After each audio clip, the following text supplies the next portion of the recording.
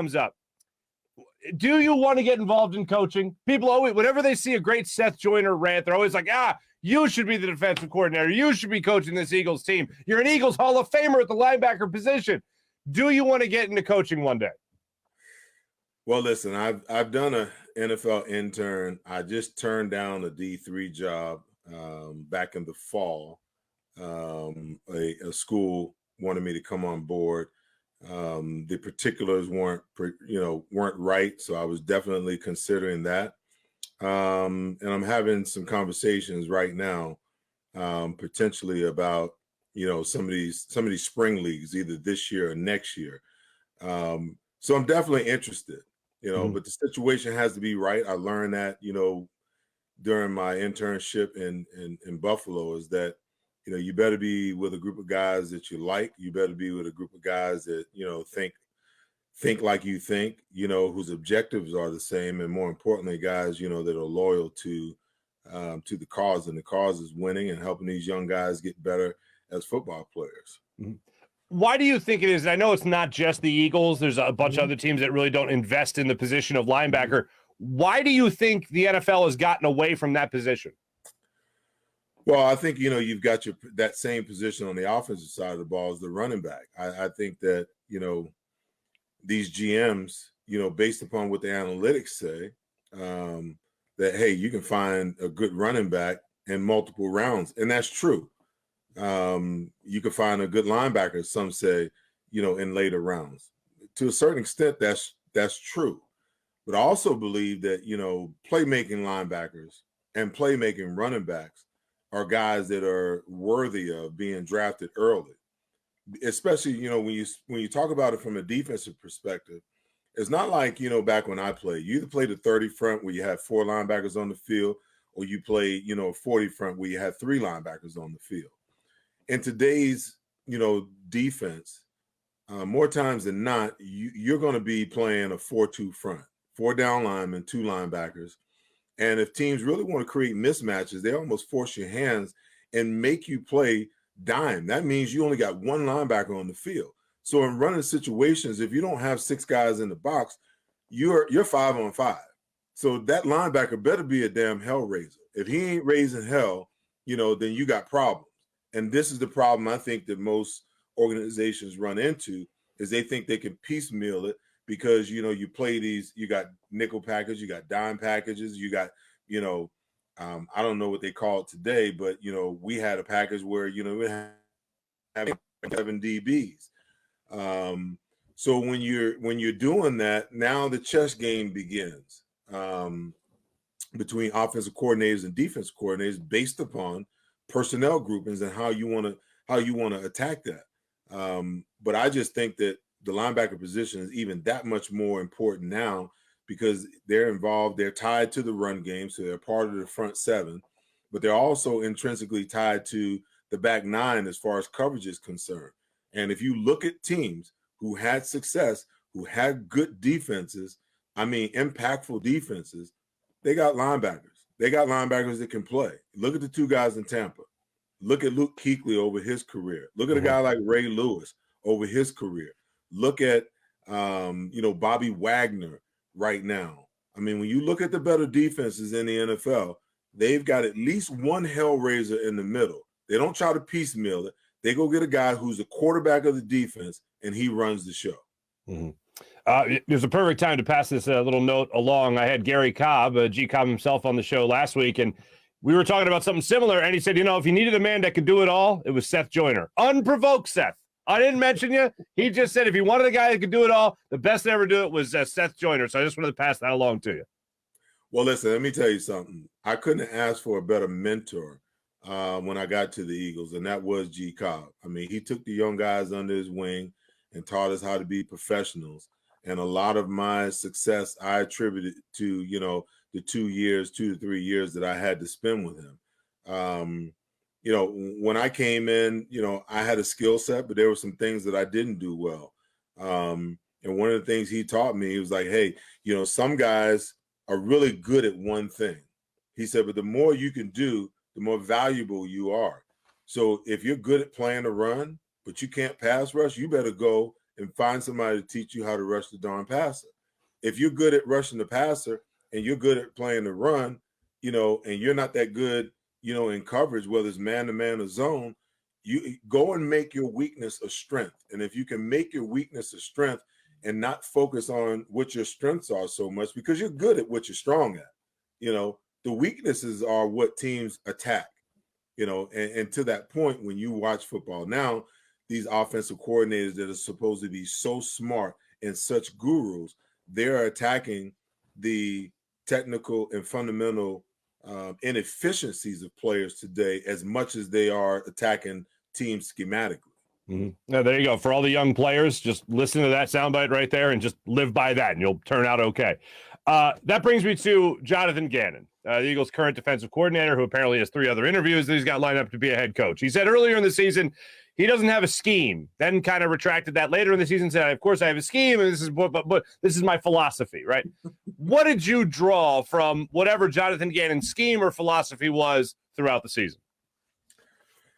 Well, I think that he said earlier in the year that, they were pretty much an offense that, they ran a shell offense. In other words, they didn't want to get beat deep, so they wanted to keep everything in front of them, and they didn't want to take any chances of giving up big plays. And they were one of the top teams in the NFL at not giving up big plays. The problem was, when you played against elite level quarterbacks that were willing to take what you gave just to keep possessions going and scoring opportunities alive, it turned out to be, a death knell for him. Now, people think that my mindset is along the lines of one James David Buddy Ryan, and my aggression, I couldn't have played for, there was not a coach that was suited more for my skill set than Buddy Ryan. Okay. But there were times when Buddy was a little overzealous and a little over aggressive. When we had Bud Carson, he was a little more tempered in how he brought pressure. But we were certainly still a pressure defense. Now, I get it. The rules are in favor of the offense. The defenses are at a deficit, if you will. But you cannot play defensive football in the NFL, particularly against elite level quarterbacks in a passive way like Jonathan Gannon did all of this season. I think there was one point in time during this season, he had like a 14% blitz rate. So you're only going to blitz 14% of the time. And I don't care how good your defensive front is. If you want to talk about defensive fronts, look at the Chicago Bears. They had a phenomenal defensive front. They blitzed. Look at our defensive front. We had 5 guys on our defensive front that were phenomenal. We still blitzed, because the game of defensive football in the NFL is about pressure. You're talking about your defensive lineman. Yeah. Yes. But Reggie and those guys, yeah. We still blitzed. Right. We still blitzed. I mean, in my 8 years in Philadelphia, I had 38 sacks, 37 sacks, something like that. Okay. So it's not because Farzy, it's not because we didn't blitz. I got a lot of those sacks because I was rushing the passer, So to sit back in zone and bend with the mentality to bend but don't break, I don't understand that. Okay. Because at some point in time during the game, you have to get aggressive. You got to come and get these quarterbacks. You got to speed up their clock. You got to pressure them, and you got to put them in situations where you hurry them into making mistakes. Now the counter argument to, and I want to see all the things that you're saying, and I was rooting for it all year to actually finally see it, and we really didn't. With the personnel this Eagles team had, were they good enough to get that pressure going on a quarterback? Hey, listen, Darius Slay made the Pro Bowl. If Avonte Maddox had any kind of statistics the year that he had, like 4 or 5 picks, a couple of forced fumbles, a couple of recovery, I mean, any kind of statistics, he would have been in the running for the Pro Bowl. That's how well he played. Now, the weak link, one would say, maybe one Steven Nelson, rather. But even at that, at some point in time, you got to tell your guys, hey, bear down. You can't play afraid. You can't, as a coordinator, you can't be afraid to make calls sometimes because you're worried about a guy. sometimes you got to empower that guy with the confidence to go out there and get it done, because every defense and every offense, it takes on the personality of the head of the coach, whether you're talking about the OC or the DC. So if my DC is calling a passive game, guess what that does to me as a player? It makes me passive. Mm. You know, if you want aggressiveness out of your players, then put them in an aggressive posture, then they will respond in like ways. So, I mean, I see Darius Slay at times, you know, he's out there on the corner and he wants to get up and jam the guy. But in his mind, the defensive coordinator's mindset is, oh, don't get beat deep, you know? So instead of getting up and just getting in the guy's grill, you know, he's kind of in between, kind of indecisive, you know, and a lot of times it doesn't work out.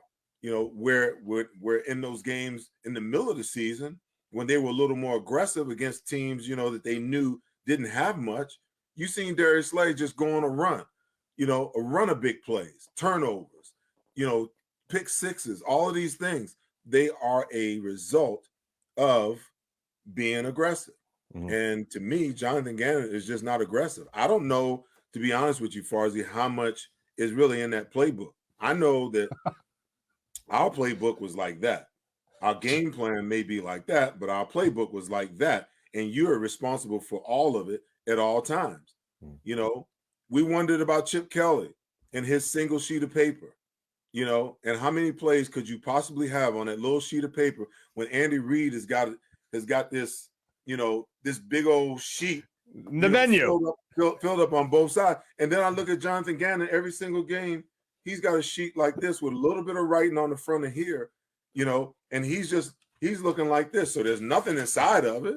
So how much variety and how much creativity could really be in your playbook, you know, when you've got a play sheet that looks like that, you know? Now, it doesn't mean that he doesn't have a whole lot on there, but I'm looking at coverages. I'm looking at blitzes. I'm looking at fronts. And I can tell you they got 3 fronts, a 3-man front, a 5-man front, and a 4-man front. They got like 2 or 3 blitzes. You know, they're going to bring a slot blitz, a linebacker blitz, you know, and how many coverages? They're in zone. They got man, you know, and every once in a while you might catch them in cover in quarters coverage or quarters halves, you know.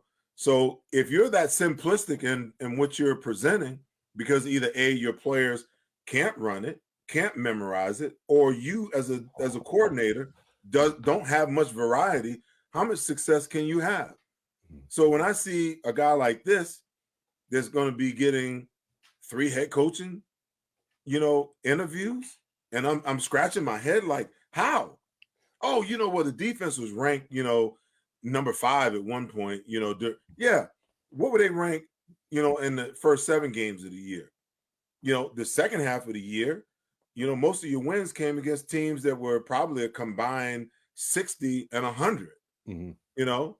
So, yeah, you beat up on the Sisters of the Poor, but you couldn't do anything against the good teams.